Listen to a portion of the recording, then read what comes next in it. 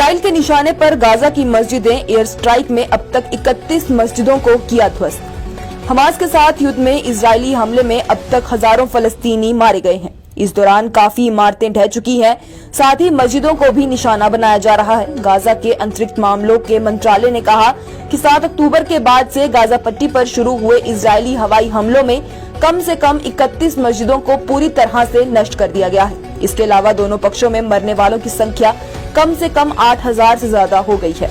Gaza में स्वास्थ्य मंत्रालय ने कहा कि इजरायली हमलों के कारण कम से कम 6500 फलस्तीनी मारे गए हैं, जिनमें 2000 से ज्यादा बच्चे शामिल हैं। इसके अलावा 15,000 से ज्यादा लोग घायल हो चुके हैं। वहीं इजराइल में भी 1400 के करीब लोगों की जान चली गई है। इनमें 306 सैनिक भी शामिल हैं। ये युद्ध शनिवार 7 अक्टूबर को शुरू हुआ, जब हमास ने दक्षिणी इजराइल में घुसपैठ की, अपने लड़ाके भेजे और 5000 से ज्यादा रॉकेट दागे। इस क्रम में हमास ने इजराइल की महिलाओं, बच्चों और बुजुर्गों सहित 200 से ज्यादा लोगों को बंदी बना लिया। इसके बाद प्रधानमंत्री बेंजामिन नेतन्याहू ने युद्ध की घोषणा कर दी। गाजा पर इजरायली हवाई हमलों में कम से कम 50 इजरायली बंधक मारे गए।